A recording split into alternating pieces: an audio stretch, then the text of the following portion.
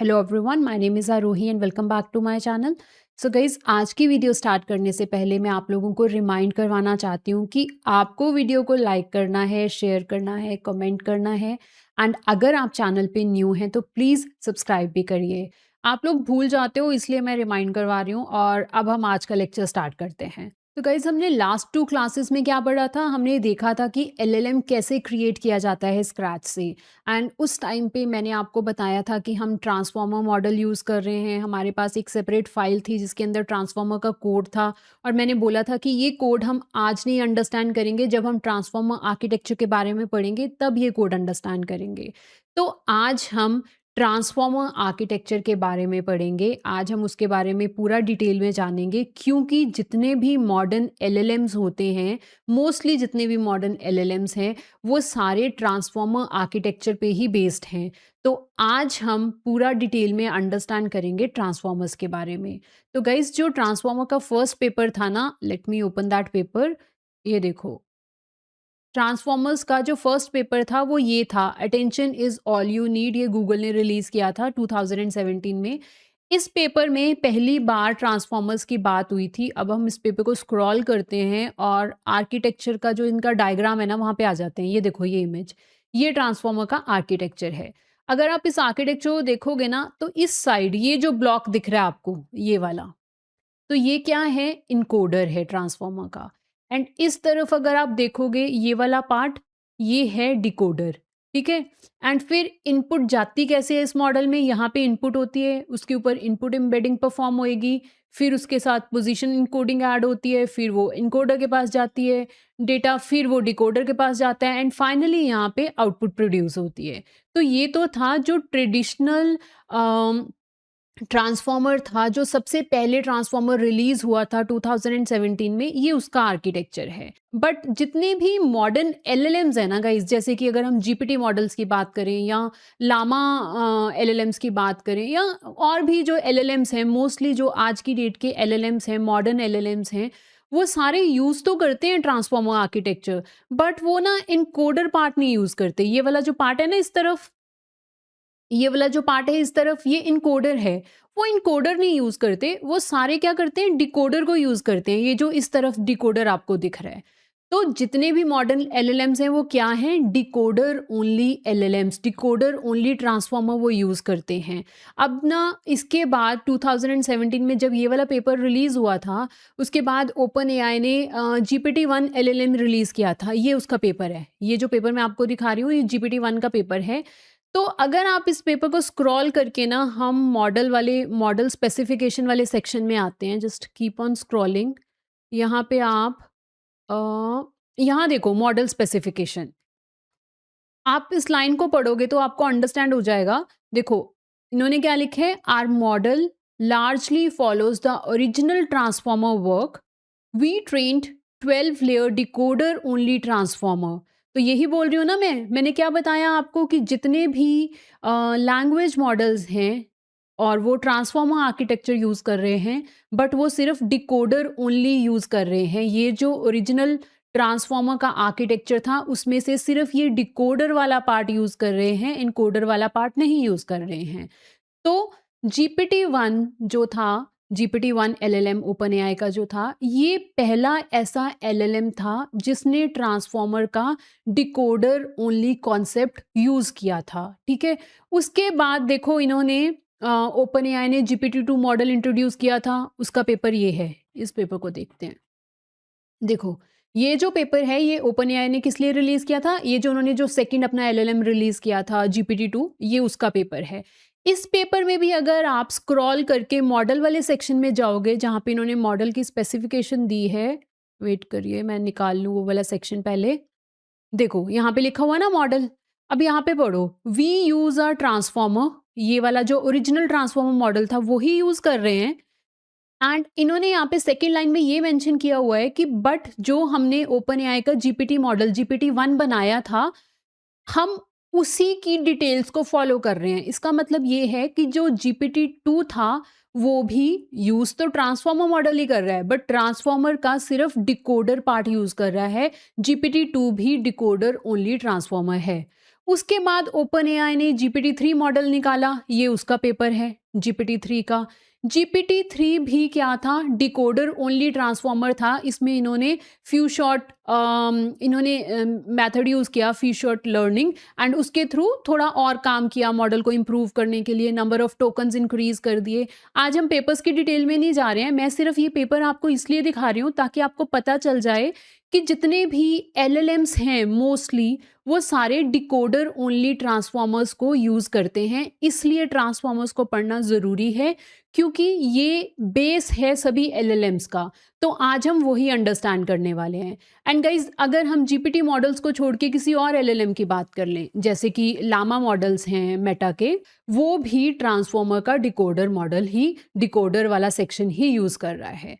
तो ये बताने का इतना सारा जो मैं आपको बता रही हूँ डिफरेंट डिफरेंट पेपर्स के बारे में कि ये डिकोडर ओनली है, ये मेन पर्पस बताने का ये है कि हम जो LLMs बनाएंगे इस प्लेलिस्ट के अंदर वो भी डिकोडर ओनली ट्रांसफॉर्मर ही होंगे। बट डिकोडर्स का कॉन्सेप्ट अंडरस्टैंड करने के लिए ये ज़रूरी है कि आपको ओरिजिनल ट्रांसफॉर्मर आर्किटेक्चर समझ में आए। फिर क्या होगा ना, अगर आपको ये वाला आर्किटेक्चर डिटेल में समझ आ जाएगा, इसका बेनिफिट क्या होगा कि आपको हर चीज़ अच्छे से समझ आएगी क्योंकि आपने बिल्कुल ज़ीरो से ट्रांसफॉर्मर आर्किटेक्चर को अंडरस्टैंड किया होगा। तो आज के ट्यूटोरियल का मेन मोटिव क्या है, हम सीधा डिकोडर ओनली ट्रांसफॉर्मर नहीं पढ़ेंगे, हम बेसिक से स्टार्ट करेंगे। हम जो ओरिजिनल पेपर का ट्रांसफॉर्मर आर्किटेक्चर है उसके द वेरी फर्स्ट स्टेप से स्टार्ट करेंगे, जो कि है ये इनपुट। हम देखेंगे इनपुट यहाँ कैसे गई, फिर ये काम कैसे हुआ, फिर इनकोडर ने उस पर कैसे काम किया, फिर डिकोडर ने कैसे काम किया, एंड फिर आउटपुट कैसे जनरेट हुई। तो हम ओरिजिनल पेपर का ट्रांसफॉर्मर आर्किटेक्चर अंडरस्टैंड करेंगे। जब हमें वो समझ आ जाएगा फिर हम उसके बाद देखेंगे कि डिकोडर ओनली ट्रांसफॉर्मर्स जो होते हैं वो कैसे काम करते हैं। ठीक है, तो स्टार्ट करते हैं। पहला स्टेप जो मैं आप लोगों को बताऊंगी वो है कि ये जो इनपुट है, ये इनपुट इनपुट एम्बेडिंग पे कैसे गई। ठीक है, पहले इतना part, this is the first step ना, पहले हम ये वाला पार्ट अंडरस्टैंड करते हैं। तो हमारी जो इनपुट है, जो यहाँ पर है, ये वाली इनपुट जो ट्रांसफॉर्मर की इनपुट बनेगी, तो सपोज करो वो इनपुट है my name is Aarohi and I love coding. ये हमारा इनपुट सेंटेंस है जो हमने ट्रांसफॉर्मर को देना है। बट उससे पहले इसके ऊपर इनपुट एम्बेडिंग वर्क होगा, है ना, ये वाला टास्क होगा। तो ये जो हमारी इनपुट है ना, जब ये इनपुट एम्बेडिंग के पास जाएगी तो ये इनपुट एज इट इज नहीं चले जाएगी, हमें इस इनपुट के ऊपर पहले कुछ काम करना पड़ेगा, फिर वो इनपुट रेडी होगी इस एम्बेडिंग लेयर की इनपुट बनने के लिए। ओके, तो वो टास्क क्या होगा, हम उसके लिए टोकनाइजर यूज करेंगे। तो गाइस, टोकनाइजर क्या करते हैं, सिंपल जो भी हमारा रॉ टेक्स्ट होता है ना, तो हमारे केस में अभी के लिए ये रॉ टेक्स्ट है हमारा, इस टेक्स्ट को पहले वो क्या करेगा, टोकन्स में डिवाइड करेगा। तो टोकन्स का क्या मतलब है कि वो माय एक टोकन बना देगा, फिर उसने नेक्स्ट टोकन बना दिया नेम, फिर उसने अगला टोकन बना दिया इज। इसी तरह से ना हर वर्ड टोकन में डिवाइड हो जाएगा। तो पहला टास्क तो टोकनाइजर का था ये वाला कि रॉ टेक्स्ट को टोकन्स में डिवाइड कर दें। अब गाइस, टोकन्स का मतलब हमेशा वर्ड्स नहीं होता, कई बार ये भी हो सकता है कि आरोही वर्ड को जो ये टोकनाइजर हम यूज कर रहे हैं, तो वो इंस्टेड ऑफ इसको सिंगल टोकन बनाने के बजाय वो इसको ऐसे भी बना सकते हैं, AA R को एक टोकन बना दिया, OHI को अलग से टोकन बना दिया। ठीक है, तो tokens can be words, token can be subwords, tokens can be punctuation, अगर इसके लास्ट में फुल स्टॉप लगा है तो सिंगल करेक्टर पंचुएशन, टोकन्स कुछ भी हो सकते हैं। ठीक है ना, तो हमारे पास जो फर्स्ट टास्क था टोकनाइजर का, उसने क्या किया, ये जो सेंटेंस था उसको टोकन्स में डिवाइड कर दिया, and tokens can B word, सब वर्ड, पंचुएशन, कैरेक्टर्स, कुछ भी। ठीक है, उसके बाद ये जो वर्ड्स है ना, हर वर्ड को, हर टोकन को, इसको वर्ड्स नहीं बोलेंगे टोकन्स ही बोलेंगे, हर टोकन को एक यूनिक आईडी मिलेगी। तो सपोज करो माय टोकन को जो यूनिक आईडी मिली 73 मिल गई, फिर नेम वर्ड की यूनिक आईडी थी मान लो 109, इस वर्ड के लिए यूनिक आईडी बन गई 356767। तो इस तरह से हर टोकन को एक यूनिक आईडी असाइन होगी, और ये यूनिक आईडी कौन असाइन कर रहे हैं? टोकनाइजर असाइन कर रहा है। तो टोकनाइजर के दो टास्क हैं, पहले वो टोकन्स में डिवाइड करेगा रॉ टेक्स्ट को, फिर वो उनको एक यूनिक आईडी देगा। इस तरह से जब आपके पास ऐसे ही हर टोकन के लिए होगा, जितने भी टोकन्स हैं हमारे रॉ टेक्स्ट में, ठीक है, तो मैं सिर्फ आपको फर्स्ट 3 टोकन्स का दिखा रही हूँ। तो जब टोकनाइजर ने ये वाला काम कर दिया, अब आप ये वाली जो टोकनाइजर की फाइनल आउटपुट है, जहाँ पे हमें यूनिक आईडी मिल रही है हर टोकन के लिए, ये इनपुट बनेगी इस लेयर की, इनपुट एम्बेडिंग की। ठीक है, तो क्या देखा अभी तक हमने कि हमने डायरेक्टली रॉ टेक्स्ट नहीं दे सकते एम्बेडिंग लेयर को। एम्बेडिंग लेयर के पास ये डेटा देने के लिए हमने उसके ऊपर टोकनाइजर चलाया। टोकनाइजर यहाँ पे होगा। तो टोकनाइजर जो होता है ना, ये ट्रांसफॉर्मर का पार्ट नहीं है। हम अपने आप से इसका कोड लिखेंगे टोकनाइजर का। वो टोकनाइजर का कोड जब यहाँ पे होगा तो इनपुट टोकनाइजर के पास जाएगी, टोकनाइजर उसके ऊपर चलेगा, वो टोकन्स में डिवाइड करेगा रॉ टेक्स्ट को, फिर सबको यूनिक आईडीज देगा। जब यूनिक आईडीज हमें मिल गई, अब हमारी इनपुट रेडी हो गई कि एम्बेडिंग लेयर को हम वो वाली इनपुट दे सकें। उसके बाद अभी तक हमने क्या किया? इतना काम कर लिया। ये हमारी इनपुट थी, उसके ऊपर टोकनाइजर चला, उसने पहले टोकन्स में डिवाइड किया, फिर हमें जितने टोकन्स हैं, तो अगर इतने सारे टोकन्स हैं तो सभी टोकन्स के लिए एक एक यूनिक आईडी मिल गई। ये अब किसकी इनपुट बनेगी? ये अब इनपुट बनेगी एम्बेडिंग लेयर की। ठीक है, ये वाली इनपुट बनेगी एम्बेडिंग लेयर की। अब देखते हैं ये एम्बेडिंग लेयर कैसे काम करती है।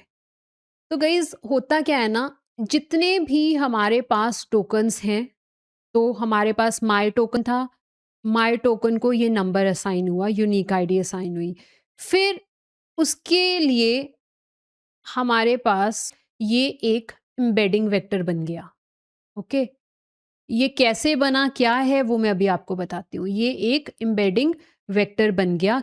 ये एम्बेडिंग वेक्टर सिर्फ किस टोकन के लिए बने? माय टोकन के लिए। माय टोकन जिसको 101 नंबर रिप्रेजेंट कर रहा है। कहीं पे भी अगर आप 101 नंबर देखोगे ना, अब तो उसका मतलब माय वर्ड है, वो उसका मतलब माय वर्ड है। ठीक है, तो उसका एम्बेडिंग वेक्टर बना। तब हुआ क्या, आपने देखा यहाँ पे वेक्टर तो बना, उस वेक्टर के अंदर ना कुछ वैल्यूज हैं, फिर डॉट डॉट डॉट लगाया हुआ है। मतलब एम्बेडिंग वेक्टर का मतलब होता है कि आप ये जो आईडीज है ना, ये जो आईडीज हैं जो हमें टोकनाइजर ने दी हर टोकन के लिए, ये जो है ट्रांसफॉर्मर को अंडरस्टैंड नहीं होती। अगर आपको ये वाला सारा टेक्स्ट जो आपका डेटा सेट है ट्रांसफॉर्मर को देना है ट्रेनिंग के लिए, तो आपको इसको कन्वर्ट करना पड़ेगा एम्बेडिंग्स के अंदर। एंड वो ही काम करती है ये इनपुट एम्बेडिंग लेयर। अब काम करती कैसे है वो हम देख लेते हैं। तो हमारे पास है माय टोकन। ठीक है, फर्स्ट टोकन क्या है? माय टोकन, जिसको नंबर असाइन हुआ है 101 आईडी। अब हमने इसको एम्बेडिंग वेक्टर में कन्वर्ट करना है। एम्बेडिंग वेक्टर का ना मतलब सिर्फ ये होता है कि ये जो नंबर है, इसको कुछ फ्लोटिंग पॉइंट्स नंबर में कन्वर्ट करना है। तो सपोज करो पहला नंबर है 0.06, सेकंड नंबर है 0.73, थर्ड नंबर है 0.44, फोर्थ नंबर है 0.58। इसी तरह से इसमें ये जो वेक्टर है इसमें कुछ नंबर्स होते हैं। एंड जितने भी टोकन्स होते हैं ना आपके पास, जैसे कि हमारे पास ये सारे टोकन्स हैं, माई एक टोकन है, name is Aarohi and I love coding, ये सारे टोकन्स हैं। हर टोकन के लिए एक सेपरेट एम्बेडिंग वेक्टर बनता है। जैसे माई के लिए बन गया, वैसे ही नेम के लिए भी बनेगा। नेम का टोकन ये क्या है? Unique ID 223। तो 223 के लिए भी एक एम्बेडिंग वेक्टर बनेगा। इसमें भी ऐसे ही कुछ नंबर्स होंगे, जिस तरह के नंबर आपको फ्लोटिंग पॉइंट नंबर ऊपर दिख रहे हैं ना, वैसे ही नंबर्स इसमें होंगे। एंड गाइस जितने भी वेक्टर्स बनेंगे उन सब में ना सेम नंबर्स होते हैं। सेम नंबर का मतलब काउंट उनका सेम होता है। जैसे कि अगर यहाँ पर इस वाले एम्बेडिंग वेक्टर में 512 फ्लोटिंग पॉइंट नंबर्स हैं, तो जितने भी और वेक्टर्स होंगे ना सभी टोकन्स के लिए, उनमें भी सेम नंबर ही होंगे 512। ओके, इस चीज को याद रखना। ये नंबर 512 मैंने क्यों बोला, कोई और नंबर क्यों नहीं बोला, या ये नंबर कैसे चूज होता है, वो पार्ट अभी हम डिस्कस करेंगे। सिर्फ अभी के लिए इतना अंडरस्टैंड करो कि हर टोकन के लिए एक एम्बेडिंग वेक्टर बनता है, उस एम्बेडिंग वेक्टर में फ्लोटिंग पॉइंट वैल्यूज होती हैं, एंड जितने भी टोकन्स होते हैं हर के लिए सेपरेट एम्बेडिंग वेक्टर बनता है, एंड सभी एम्बेडिंग वेक्टर्स में सेम काउंट होता है वैल्यूज का। अगर एक में 512 वैल्यूज हैं तो जितने भी एम्बेडिंग वेक्टर्स होंगे उन सब में 512 वैल्यूज ही होंगी। एंड गाइज एक चीज का और ध्यान रखना, एक चीज और अंडरस्टैंड करो कि ये जो वैल्यूज होती है ना, ये वाली सारी वैल्यूज, जितने भी एम्बेडिंग वेक्टर्स के अंदर वैल्यूज होंगी शुरू में, वो रैंडम होती हैं। एंड जब हम ट्रांसफॉर्मर को ट्रेनिंग देना स्टार्ट करते हैं ना, इपॉक बाय इपॉक, ये वैल्यूज ना चेंज होती रहती हैं, लर्न होती रहती हैं। जैसे नॉर्मल न्यूरल नेटवर्क होता है, अगर हम नॉर्मल न्यूरल नेटवर्क्स की बात करते हैं तो उसमें होता है ना कि जब ट्रेनिंग चलती है तो वेट अपडेट होते रहते हैं, वेट्स की वैल्यू चेंज होती रहती है इपॉक बाय इपॉक, फिर मॉडल ट्रेन होता है, लॉस कैलकुलेट होता है, लॉस के बेसिस पे दोबारा वेट चेंज होते हैं, फिर मॉडल ट्रेन होता है। सेम उसी तरह से ये जो सारी वैल्यूज होंगी एम्बेडिंग वेक्टर के अंदर, ये वैल्यूज भी ये ट्रेनेबल पैरामीटर्स हैं बेसिकली। ये जो वैल्यूज है ना यहाँ पे, ये जो सारी वैल्यूज हैं इनको पैरामीटर्स बोलते हैं, एंड ये ट्रेनेबल पैरामीटर्स हैं। ट्रेनेबल मतलब जब हम मॉडल को, ट्रांसफॉर्मर मॉडल को ट्रेनिंग देंगे, आफ्टर एवरी इपॉक ये वाली वैल्यूज ना एडजस्ट होंगी, चेंज होती रहेंगी, एंड धीरे धीरे ये वैल्यूज ऐसी बन जाएंगी कि इनकी कोई सेंस बनेगी। एंड फिर जो वर्ड्स होंगे जिनके बीच में सिमेंटिक रिलेशनशिप होता है, वो वर्ड्स का जो वेक्टर होगा उनमें सिमिलर काइंड की वैल्यूज आ जाएंगी। जैसे कि लव एंड लाइक, ये दोनों वर्ड्स के बीच में कुछ रिलेशनशिप है, राइट?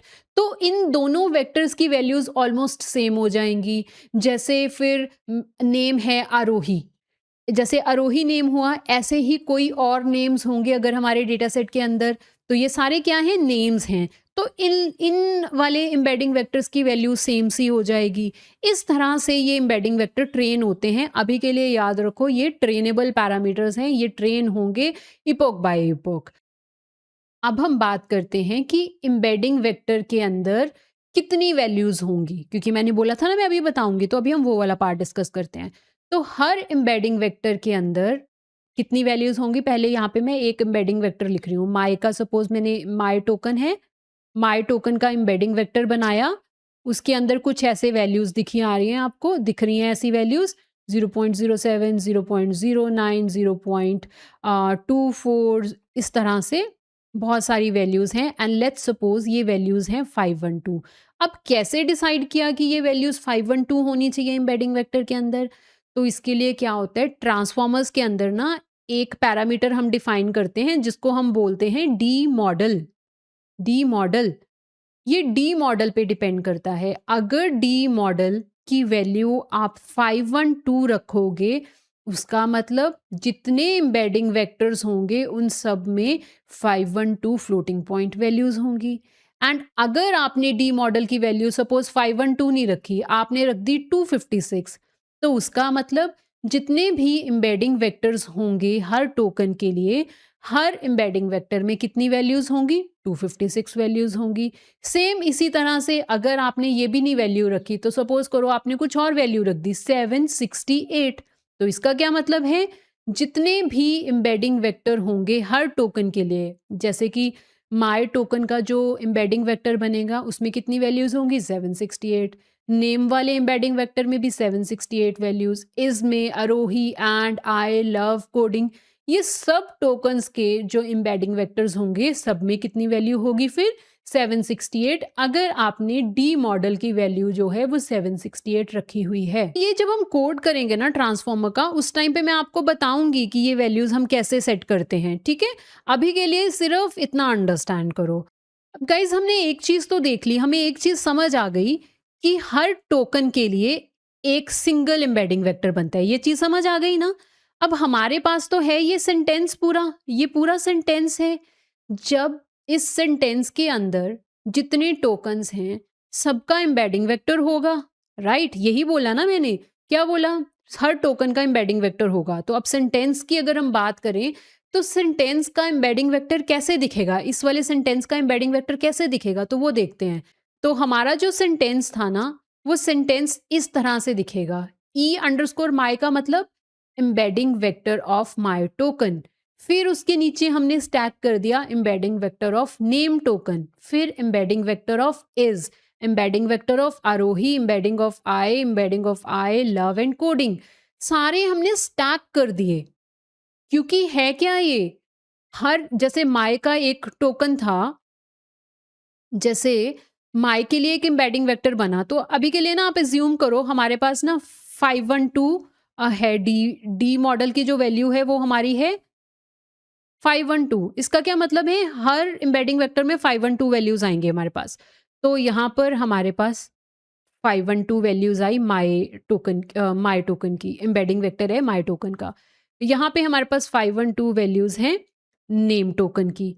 यहाँ पे हमारे पास 512 वैल्यूज हैं किसके एम्बेडिंग वेक्टर की, इसके एम्बेडिंग वेक्टर की। इस तरह से हर टोकन का एम्बेडिंग वेक्टर है इस तरह से। ठीक है, यहाँ पर भी ऐसे हो गया, यहाँ पर भी ऐसे हो गया। तो आपको क्या लग रहा है ये कैसा कैसा सा दिखेगा? ये एक टेबल की तरह लगेगा ना आपको, टेबल जिसमें रोज होंगी एंड कॉलम्स होंगे, एंड हर रो में क्या होगा, हर रो में क्या है हमारे पास, हर रो एक एम्बेडिंग वेक्टर है एक टोकन का। एंड कॉलम के अंदर क्या होगा, कॉलम के अंदर शुरू में तो होंगी रैंडम वैल्यूज। कितने कॉलम्स होंगे हमारे पास, 512 कॉलम्स होंगे, क्योंकि 512 वैल्यूज होंगी ना यहाँ पे। समझ आ रहा है गाइस आपको? मैं बेसिकली कहना क्या चाह रही हूं कि ये जो सेंटेंस है, जो एक्चुअल में जो एम्बेडिंग लेयर होती है ना, एम्बेडिंग लेयर में हमें क्या मिलता है, टेबल मिलता है, एक मैट्रिक्स मिलती है। और उस मैट्रिक्स की हर रो क्या रिप्रेजेंट करती है, हर रो रिप्रेजेंट करती है टोकन के बारे में, एक टोकन के बारे में। जैसे हमारे केस में अगर हम अपने सेंटेंस की बात करें, अपनी इनपुट की बात करें, तो पहली रो हमारी क्या है, पहली रो हमारे माय टोकन के बारे में है। माय, हमारा फर्स्ट टोकन क्या है, माय वर्ड है ना। तो first row represents my word, second row represent name token, third row represents is token, fourth row represents Aarohi token, fifth represents and then I, love and coding. तो row मतलब जितनी आपके tokeniser की vocabulary है। Guys अब vocabulary के बारे में डिस्कस करते हैं थोड़ा सा। वोकैबुलरी का क्या मतलब होता है, वोकैबुलरी का सिंपल मतलब ये होता है कि आपके टोकनाइजर ने, जब आपने उसको रॉ डेटा दिया, तो आपके टोकनाइजर ने उसको कितने टोकन्स में डिवाइड करा। ठीक है, अब मैंने आपको पहले ही बताया है टोकन्स का मतलब वर्ड्स नहीं होता, सब वर्ड्स भी हो सकता है, पंचुएशन भी हो सकती है, करेक्टर भी हो सकता है। तो जब आपने टोकनाइजर चलाया, आप एलएलएम पे काम कर रहे हो, ठीक है, आपने सपोज बहुत सारा डेटा दे दिया, एलएलएम के लिए तो ह्यूज डेटा सेट चाहिए होता है। तो सपोज करो आपने बहुत बड़ा डेटा सेट दे दिया एलएलएम को। अब एलएलएम को वो डेटा देने से पहले आप क्या करोगे, उसके ऊपर टोकनाइजर चलाओगे, क्योंकि ऐसे ही नहीं आप रॉ डेटा से दे सकते ना एलएलएम को या किसी भी मॉडल को, आपको डेटा को प्रिपेयर करना पड़ता है पहले उस फॉर्म में जो वो मॉडल अंडरस्टैंड करता है। तो हमारे केस में अगर हमने ट्रांसफॉर्मर को डेटा देना है ट्रेनिंग के लिए, तो हमें पहले डेटा को टोकन्स में डिवाइड करना पड़ेगा। टोकन्स में डिवाइड करके उनको यूनिक आईडी देनी पड़ेगी, यूनिक आईडीज देख के उनके लिए एम्बेडिंग वेक्टर बनाना पड़ेगा। यही स्टेप्स देखे हैं ना अभी तक हमने।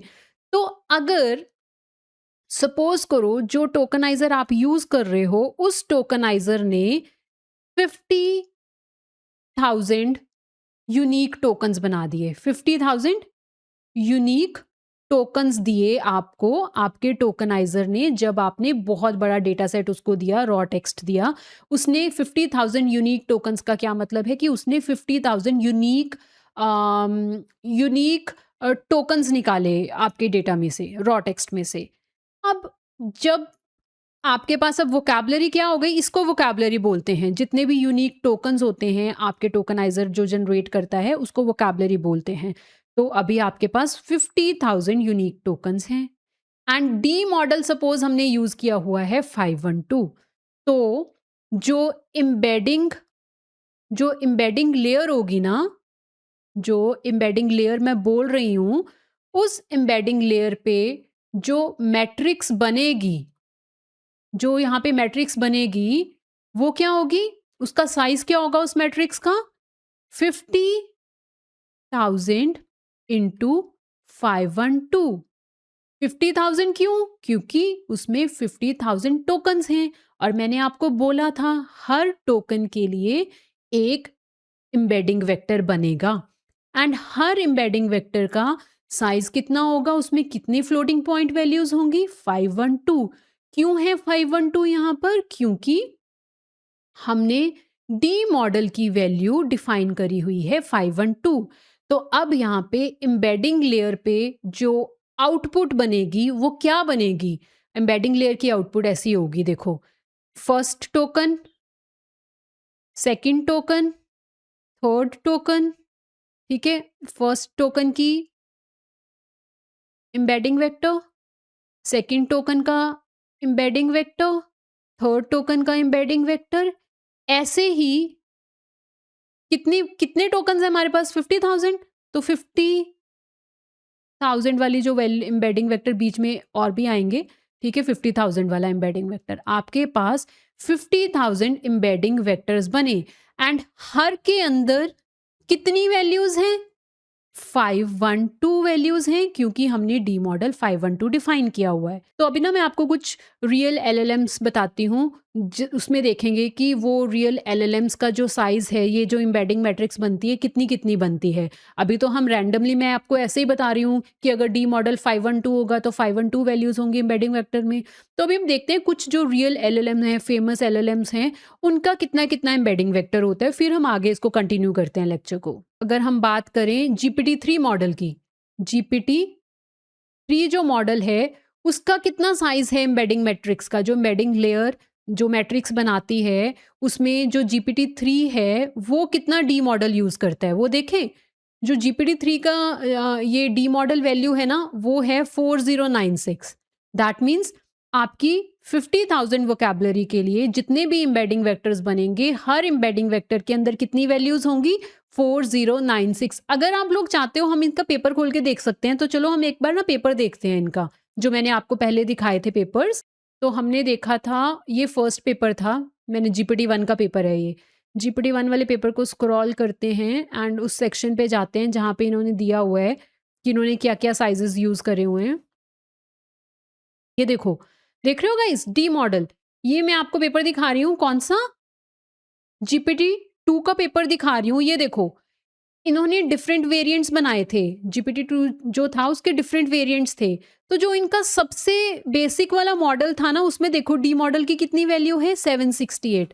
इसका क्या मतलब हुआ कि जो ये एम्बेडिंग वेक्टर बना रहे हैं उसमें कितनी वैल्यूज हैं? 768।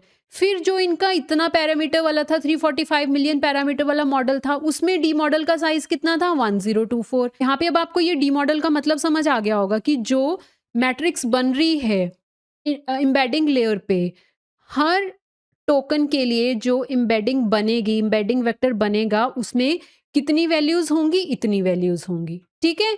इसी तरह से आप GPT-3 वाला भी मॉडल खोल के देख सकते हो, इसमें कितना साइज उन्होंने यूज किया है। अगर सामने ही दिख जाएगा टेबल तो देख लेते हैं, नहीं तो आपको आइडिया तो मिल ही गया है, मैंने बता ही दिया है कि कैसे हो रहा है। देखो यहाँ पे दिया हुआ है, ये देखो डी मॉडल।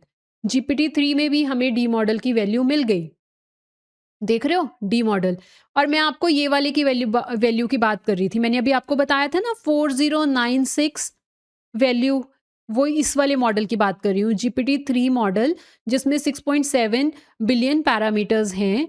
ये वाले मॉडल के अंदर जो डी मॉडल वैल्यू यूज हो रखी है वो है 4096। जिसका क्या मतलब है? जिसका मतलब सिर्फ इतना है कि जो एम्बेडिंग लेयर होगी, जब वो हर टोकन के लिए एम्बेडिंग वेक्टर बनाएगी, वो एम्बेडिंग वेक्टर के अंदर 4096 वैल्यूज होंगी। इसी तरह से डिफरेंट डिफरेंट मॉडल की डिफरेंट डिफरेंट एम्बेडिंग वैल्यूज हैं। अब आपको डी मॉडल का आइडिया लग गया, डी मॉडल वैल्यू का आपने रियल पेपर्स में देख लिया ये वैल्यू कैसे यूज हो रही है, ठीक है। अब हम दोबारा अपने एग्जाम्पल पे आते हैं। तो मैंने आपको बताया GPT-3 मॉडल अगर 4096 उसकी डी मॉडल की वैल्यू है, तो जितने भी एम्बेडिंग वेक्टर बनेंगे, अगर हमारी वोकैबुलरी है 50,000 की, तो हर टोकन के लिए जो एम्बेडिंग वेक्टर बनेगा उसमें 4096 वैल्यूज होंगी।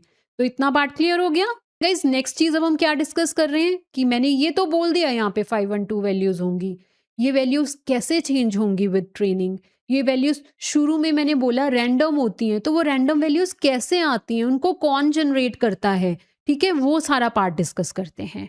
तो शुरू करेंगे हम किस टॉपिक से। हम पहले ये एक यहाँ पर एक मैट्रिक्स बना लेते हैं, सॉरी एक यहाँ पर टोकन लिख लेते हैं। तो हमने टोकन ले लिया माय टोकन का जो हमारे पास आईडी है वो कितनी है, यूनिक आईडी जो टोकनाइजर ने बनाई 101। तो यहाँ पे लिख दो 101, ठीक है।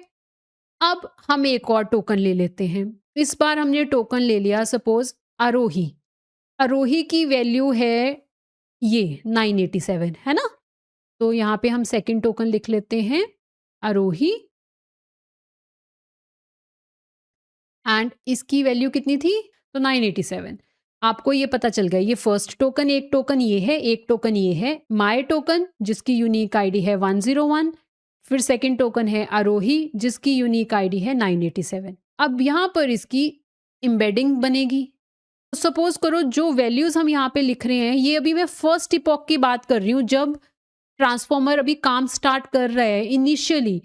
तो जो फर्स्ट टाइम जब ये जो जितने भी हमारे यूनिक आईडीज हैं ये एम्बेडिंग लेयर के पास जाएगी, यहाँ पर जब मैं क्या बोल रही हूँ, जब ये वाली जो चीज़ है, ये वाली जो चीज़ है ये जाएगी यहाँ पर फर्स्ट इपॉक, फर्स्ट टाइम, तो क्या होगा, हर टोकन के लिए मैंने बोला एम्बेडिंग वेक्टर बनेगा, है ना।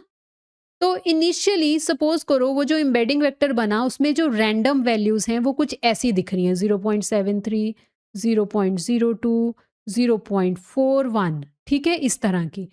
तो इस तरह की सपोज हमारे पास हैं 512 वैल्यूज, क्योंकि हमने डी मॉडल 512 दिया हुआ है, ठीक है।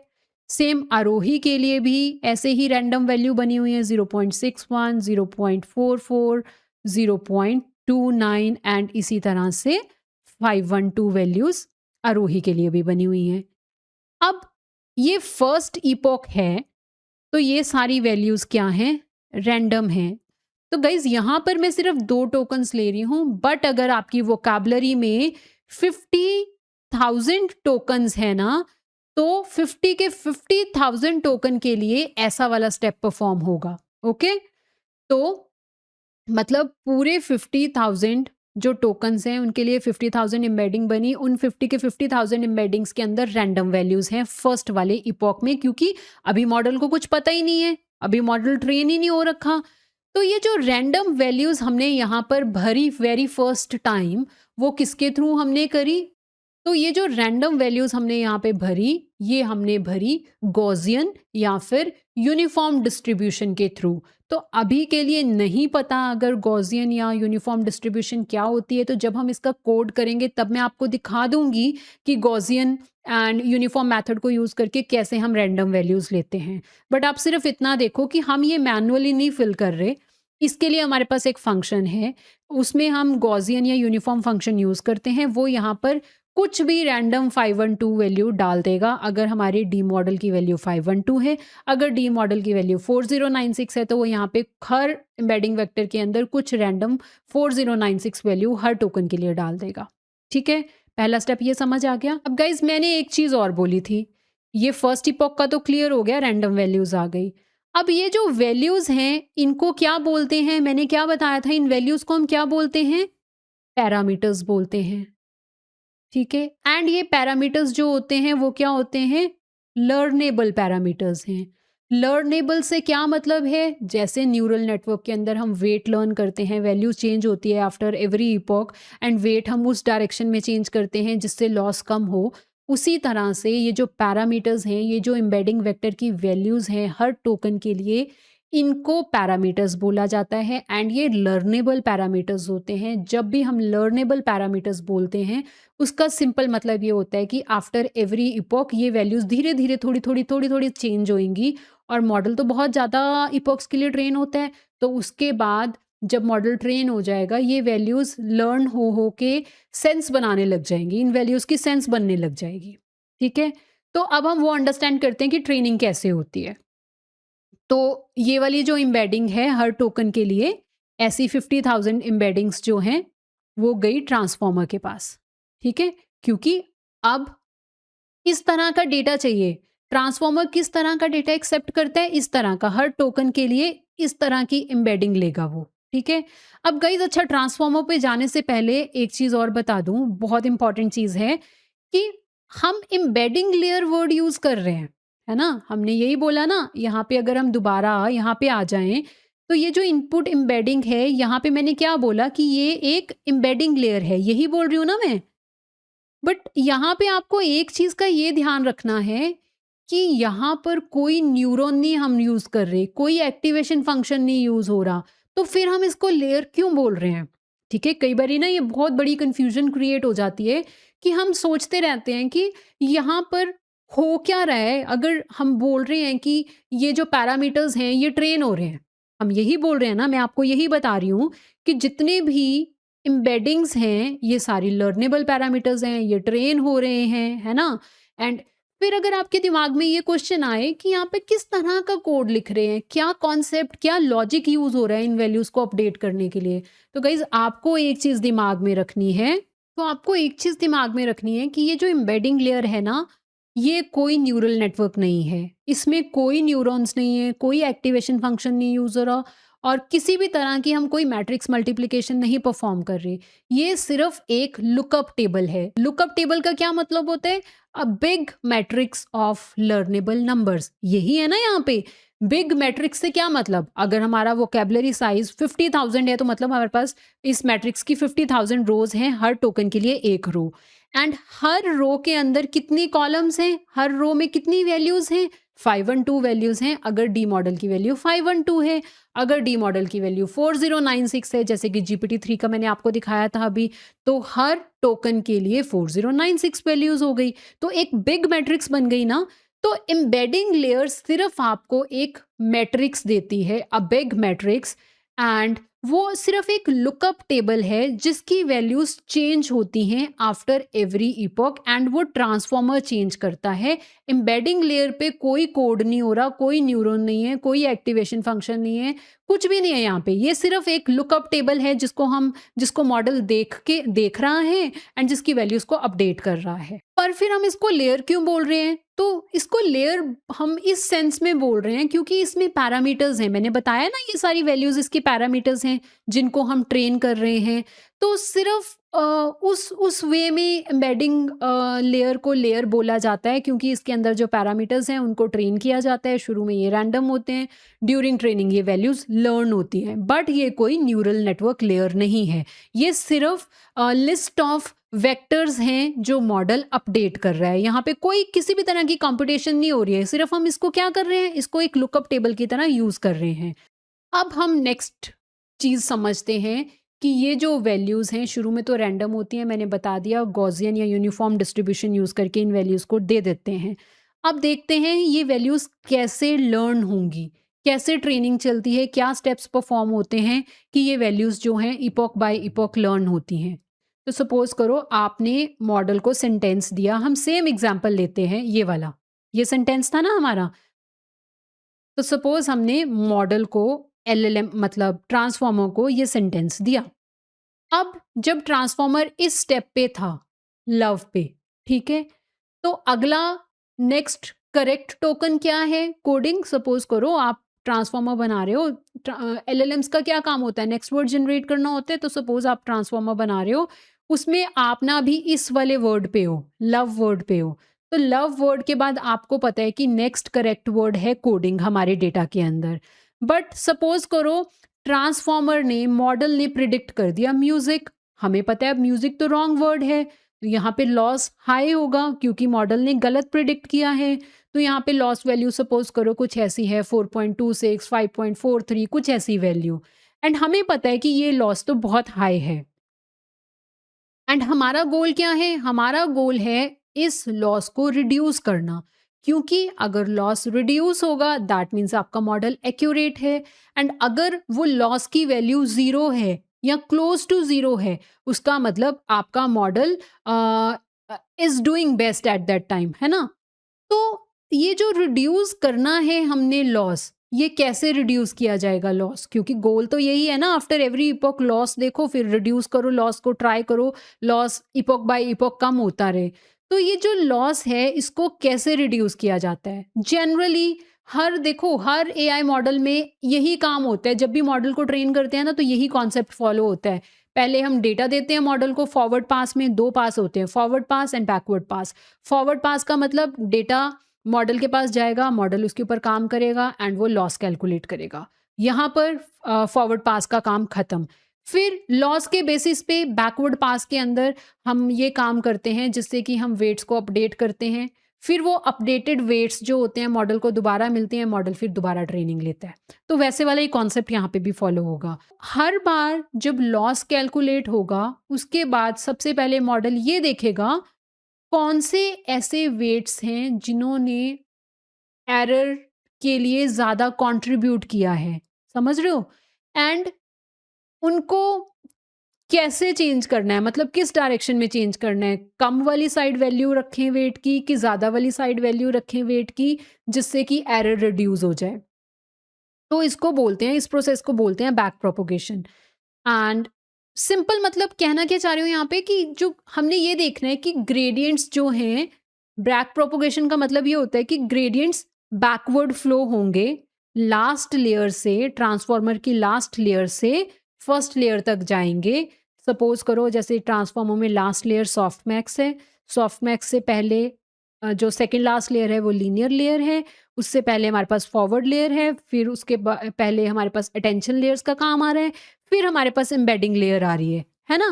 तो जब बैक प्रोपोगेशन में मॉडल एम्बेडिंग लेयर पे पहुंच जाएगा, अब क्या काम है? वैल्यूज को अपडेट करना है, क्योंकि लॉस तो चेक कर लिया ना, लॉस के बेसिस में। अब बैक प्रोपोगेशन में जब मॉडल एम्बेडिंग लेयर पे पहुंच गया, वहां पर मॉडल सिर्फ उन्हीं टोकन्स को देखेगा जो आपके सेंटेंस के टोकन्स हैं, आउट ऑफ द 50,000 टोकन्स, क्योंकि ट्रांसफॉर्मर्स के पास तो बहुत ज्यादा टोकन्स होंगे ना। तो उन सारे टोकन्स में से ट्रांसफॉर्मर सिर्फ उन टोकन्स को देखेगा जो टोकन्स आपने इनपुट सेंटेंस में दिए हैं, उन्हीं टोकन्स को ग्रेडियंट्स मिलेंगे जो टोकन आपके सेंटेंस में है। तो हमारे केस में क्या है, कौन कौन से टोकन है? My name is Aarohi and I love coding, ये टोकन्स हैं। तो इन्हीं टोकन्स को ग्रेडियंट्स मिलेंगे। एंड सपोज करो let's pick this love word, क्योंकि लव टोकन के बाद ही एरर आया ना, मॉडल ने म्यूजिक प्रिडिक्ट कर दिया, कोडिंग प्रिडिक्ट करना था। तो सपोज करो हम ना इस टोकन की बात कर रहे हैं, लव वाले टोकन की बात कर रहे हैं। लव टोकन की आईडी है 34, ठीक है? अब हम इस टोकन की पर्टिकुलरली क्यों बात कर रहे हैं? क्योंकि एरर इस वाले टोकन के बाद वाले पे आया है। जब नेक्स्ट वर्ड प्रिडिक्ट करना था, नेक्स्ट टोकन प्रिडिक्ट करना था, तो मॉडल ने प्रिडिक्ट कर दिया म्यूजिक, बट कोडिंग प्रिडिक्ट करना था। तो हम इस टोकन की इसलिए बात कर रहे हैं यहाँ पे, क्योंकि यहाँ पे एरर आया है। अब अज्यूम करो जो ग्रेडियंट यहाँ पे कंप्यूट हुआ वो ये वाला वेक्टर था। ग्रेडियंट जिसकी इस वाले टोकन की, जिसकी टोकन आईडी है 34, इसके लिए हमें ये वाला वेक्टर मिला, ठीक है? ग्रेडियंट बेसिकली ये बताता है कि वो वैल्यू जो है किस डायरेक्शन में हम रखें कि जिससे एरर रिड्यूस हो जाए, ठीक है? तो मॉडल को जब डायरेक्शन पता चल गई किस डायरेक्शन में मूव होना है, फिर मॉडल क्या करता है? ऑप्टिमाइज़र यूज़ करता है, जैसे कि एडम ऑप्टिमाइज़र हो गया, या स्टोकेस्टिक ग्रेडियंट डिसेंट ऑप्टिमाइज़र हो गया, या फिर कोई और ऑप्टिमाइज़र आप यूज़ करोगे वेट्स को अपडेट करने के लिए, जब आपको एक बार पता चल गया कि किस डायरेक्शन में वेट को अपडेट करना है। तो ऑप्टिमाइज़र इसके लिए फॉर्मूला यूज़ करता है, ये वाला, new weight equals to old weight minus फिर learning rate into gradients. And guys basically ना यहाँ पे पूरा बैक प्रोपोगेशन वाला कॉन्सेप्ट यूज़ हो रहा है। तो ये बड़ा पुराना एल्गोरिदम है डीप लर्निंग का। कभी भी कोई भी एआई मॉडल आप ट्रेन करते हो ना, तो यही कॉन्सेप्ट यूज़ होता है। तो आज मैं ये कॉन्सेप्ट बहुत डिटेल में नहीं जा रही हूँ, क्योंकि ये फिर एक सेपरेट टॉपिक हो जाएगा, बहुत लेंदी टॉपिक हो जाएगा। अगर आप लोग चाहते हो कि मैं बैक प्रोपगेशन के ऊपर या फिर जैसे पूरा एंड टू एंड हम मॉडल को कैसे ट्रेन करते हैं, कैसे वेट अपडेट होते हैं, ये वाला सारा काम आपको सिखाऊं तो आप कमेंट्स में बता देना, मैं एक सेपरेट वीडियो बना दूंगी। इसकी वीडियो अभी मैंने इसलिए नहीं बनाई क्योंकि ऑलरेडी बहुत ज़्यादा कंटेंट इसके ऊपर पड़ा हुआ है इंटरनेट पे, but still if you want मैं बना दूंगी वीडियो। पर अब बता देना कमेंट्स में अगर आप चाहते हो कि मैं आपको इस टॉपिक के ऊपर वीडियो बना के दूं, ठीक है। तो अभी के लिए सिर्फ हम इतना देख रहे हैं कि वैल्यूज अपडेट कैसे हो रही हैं। सिंपल बैक प्रोपगेशन यूज हो रहा है। बैक प्रोपगेशन में जब लास्ट लेयर थी सॉफ्टमैक्स से जो मॉडल है धीरे धीरे जब पहुंच गया एम्बेडिंग लेयर पे, उसने देखा, उसने एम्बेडिंग लेयर पे आया, एम्बेडिंग लेयर पे आके जो हमारे वाले टोकन्स हैं इनपुट्स एंड टेंस के, आउट ऑफ द 50,000 टोकन्स, उसने उनकी वैल्यूज को अपडेट करा। इसी तरह से बाकी वैल्यूज भी अपडेट होती हैं। आपको पता है ट्रांसफॉर्मर के अंदर अटेंशन की मैट्रिसेस भी होती हैं, जैसे क्वेरी की वैल्यू होता है, फिर फीड फॉरवर्ड नेटवर्क है वो भी ट्रेन हो रहा है, उसके भी वेट्स अपडेट हो रहे हैं। तो बैकवर्ड पास में ना वो सारे वेट्स अपडेट होते हैं। अटेंशन लेयर के वेट अपडेट होंगे, फॉरवर्ड लेयर के वेट अपडेट होंगे, एम्बेडिंग लेयर जो हमने बात करी टोकन्स की, इन सभी पैरामीटर्स को भी हम अपडेट कर रहे हैं। तो बैकवर्ड पास में वो सारे वेट्स अपडेट हो रहे हैं। फिर जब वो वेट अपडेट हो गए, वो अपडेटेड वेट के साथ हम दोबारा फॉरवर्ड पास करते हैं, सेकंड इपॉक चलता है, फिर मॉडल ट्रेन होता है, बैकवर्ड पास में फिर वेट अपडेट होंगे सभी चीज़ों के। इस तरह से वैल्यूज़ जो होती हैं ना एम्बेडिंग वेक्टर्स की, अपडेट होती रहती हैं, चेंज होती रहती हैं, एंड विद टाइम आपके पास जो ये एम्बेडिंग्स बनेगी, ये एक सेंसिबल बन जाएंगी एम्बेडिंग्स। शुरू में तो फर्स्ट इपॉक में तो ये वैल्यूज़ कुछ सेंस ही नहीं बना रही, है ना? जो आपका मॉडल ने शुरू में जब वो काम स्टार्ट करेगा तो ये वैल्यूज़ कुछ सेंस नहीं बनाएंगी। बट आफ्टर ट्रेनिंग जब आप बहुत टाइम के लिए मॉडल को ट्रेन कर देते हो, उसके बाद ये वैल्यूज़ सेंस बनाएंगी। जो एम्बेडिंग्स जिनके बीच में, जो टोकन्स के बीच में सिमेंटिक रिलेशनशिप होगा, उनकी वैल्यूज़ सिमिलर हो जाएंगी। जैसे कि नेम्स, सारे नेम्स की एम्बेडिंग्स एक जैसी होंगी। लव, लाइक, इन ऐसे वर्ड्स की एम्बेडिंग एक तरह की हो जाएंगी, है ना? इस तरह से काम होता है सारा। तो आप ये एग्जांपल देख सकते हो यहाँ पे, देखो सिंपल आपको आइडिया देने के लिए मैंने ये लिखा है छोटा सा एग्जांपल। ये ओल्ड एम्बेडिंग थी, ठीक है, इस तरह से हमने उसके ऊपर चेंजेस करे, फिर हमें ये वाले न्यू वैल्यू मिल गई एम्बेडिंग की। तो इस तरह से यहाँ पे वैल्यूज़ में बहुत कम चेंज है, बट हम बहुत देर के लिए मॉडल को ट्रेन करते हैं ना, बहुत सारे टाइम्स के लिए।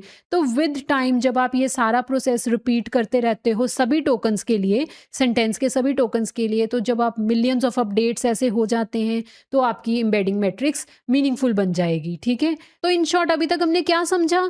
हमने ये देखा कि एम्बेडिंग लेयर में क्या होता है कि एम्बेडिंग लेयर को अगर आपको इनपुट देनी है तो पहले आप रॉ डेटा को टोकनाइज़र को देते हो, टोकनाइज़र उसके टोकन्स बनाता है, टोकन्स बना के उनको यूनिक आईडीज़ में कन्वर्ट करता है, फिर वो डेटा जाता है इनपुट एम्बेडिंग लेयर के पास। एम्बेडिंग लेयर मैंने आपको बताया कोई न्यूरल नेटवर्क नहीं है, सिर्फ एक लुकअप टेबल है जिसमें मैट्रिक्स होती है। हर रो का मतलब एक टोकन के बारे में बात हो रही है, और कितने कॉलम्स होते हैं मैट्रिक्स को वो डिपेंड करता है डी मॉडल के ऊपर।